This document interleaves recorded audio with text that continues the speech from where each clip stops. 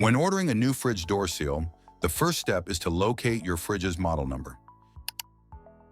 This number can usually be found inside the fridge on the left or right wall. Or if you have a Fisher & Paykel, it's likely near the kick plate at the bottom.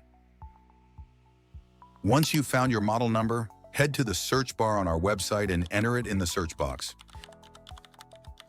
After locating your model and the seals you need, add the seal kit to your cart. Apply any available coupons or promotions, and proceed to checkout.